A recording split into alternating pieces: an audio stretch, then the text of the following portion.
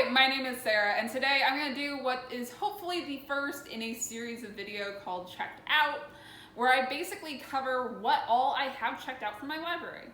Most of the books that I read are through my library resources such as Overdrive and Hoopla, and so basically, essentially when a book comes up that is available for me to check out, it becomes part of my TBR. I thought this was a good way for me to share what I'm planning to read in the next couple weeks. But anyhow, let me get started. The first book that I have checked out is The Ballad of Snakes and Songbirds, so that's the prequel to the Hunger Games trilogy. This book has been super covered all over BookTube, and so I don't think I really need to say more about what it's about. I am very excited to see how Susan Collins takes a new spin on the Hunger Games universe and just adds more information and context to it. I reserved this originally when the book came out, and it's now finally come up. Next, I have Percy Jackson and the Lightning Thief.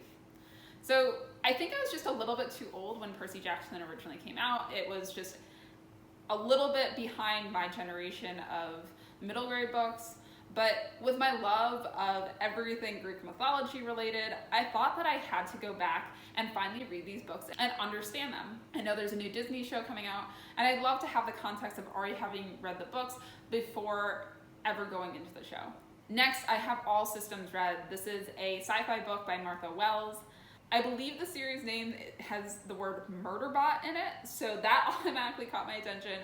It came up a ton on my suggested reads based off my Goodreads profile, and a lot of the books that I've really liked recently have had it as one of its readers also read, blah blah blah.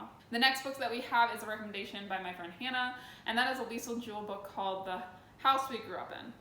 My understanding of this book is there is a series of siblings who grow up in this house and something tragic happens in their childhood. As adults, they have to return to the house, and pieces of that all come back up. Now, my next book is a little bit interesting. So I'm not usually somebody who goes out for romance books, but during Pride Month, there's a number of books that I tried reserving that had huge wait lists on them that I'm now finally being able to read, and the first is Stay Gold by Toby McSmith. So my understanding of this book is it's basically about a transgender boy named Pony who starts his senior year at a new school. And he falls in love with a cheerleader, I think her name's Georgina, and so there you go from there. Falling into that same category, I was able to get Red, White, and Royal Blue. I know that a ton of people have read this book and really liked it. It looks super sweet based on the description. And the next book that I'm planning to read is Beloved by Toni Morrison. So this book handles issues coming up around slavery. Specifically, the main character, I believe, is a formerly enslaved woman who moves up to Ohio to escape the plantation that she was enslaved on, called Sweet Home. Up in her house in Ohio, the ghost of her deceased child haunts the house's residents. That's about all I know about it.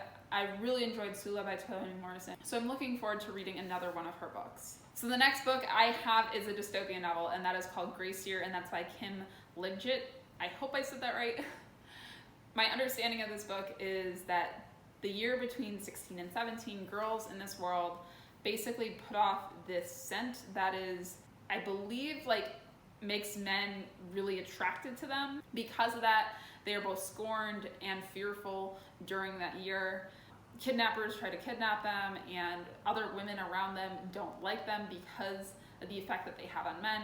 I'm really hoping this complements The Power, Vox, and Handmaid's Tale, which I've all really enjoyed. The ninth book that I have checked out from my library right now is called Soul of the Sword. So this is the second in the Shadow of the Fox trilogy, which I started a couple weeks ago.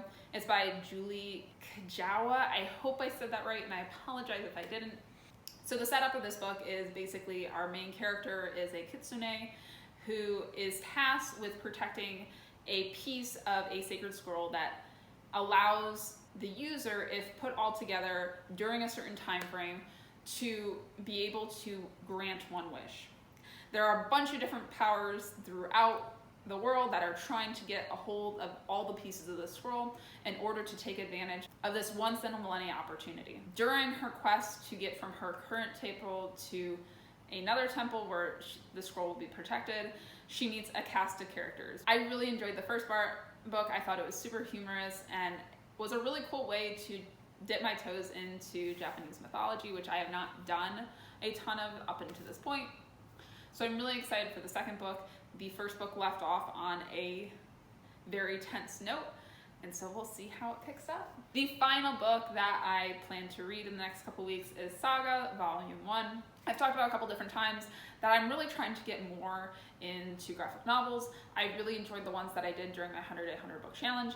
I've heard a ton of good things about the Saga series, so I thought that was a pretty good place to start. My library actually carries a ton of different comic books through their Hoopla resource, which even just looking through makes me super excited because it offers me an opportunity to really explore graphic novels without having to spend a ton of money.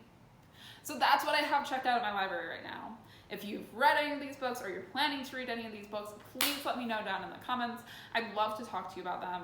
I'm really excited about all of them. I think they're all going to be great reads. A decent number of them are audiobooks, so hopefully I can, be able to read them while I do other things and hopefully knock through a couple of them fast.